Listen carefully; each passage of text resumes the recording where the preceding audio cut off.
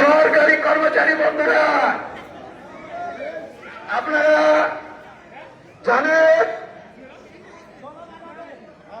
আমাদের এই ক্রান্তিকার সরকার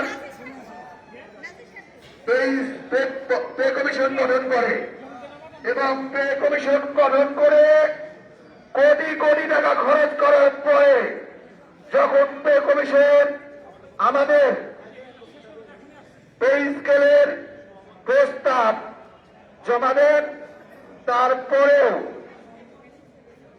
আমাদের মাননীয় প্রধান উপদেষ্টা মহোদয় এই পে স্কেলের গেজেট প্রকাশ করেন নাই। উনি অসম্মতি বা অপারগতা জানাচ্ছেন। আপনি যদি না পারেন তবে কেন পে কমিশন গঠন করলেন? কেন জনগণের টাকা খরচ করলেন? কেন সারা বাংলাদেশের জনগণকে বলা হলো সরকারি চাকরিজীবীদের বেতন দ্বিগুণ হয়ে গেছে? আপনি পারবেন না, তাহলে কেন সরকারি কর্মচারীদেরকে ছোট করলেন? সবাইকে কেন জানালেন যে বেতন দ্বিগুণ হয়ে গেছে? আজকে রিক্সাওয়ালা, চাওয়ালা থেকে শুরু করে সবাই জানে সরকারি চাকরিজীবীদের বেতন দ্বিগুণ হয়ে গেছে।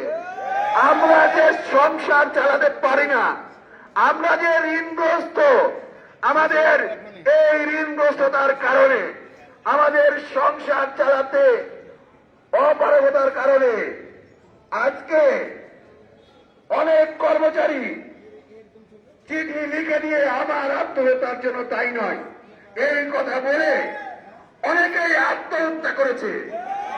এর দায় আপনাকে নিতে হবে। আপনি হয় কর্মচারীদের বৈষম্য, আপনি বৈষম্য দূর করতে এসেছেন, আপনি বৈষম্য দূর করবেন। আপনি তো বৈষম্য দূর করলেনই না।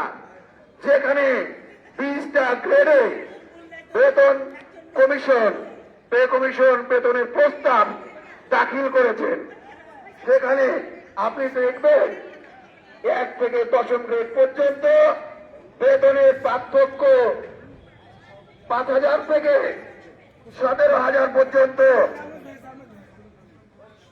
এবং পরবর্তী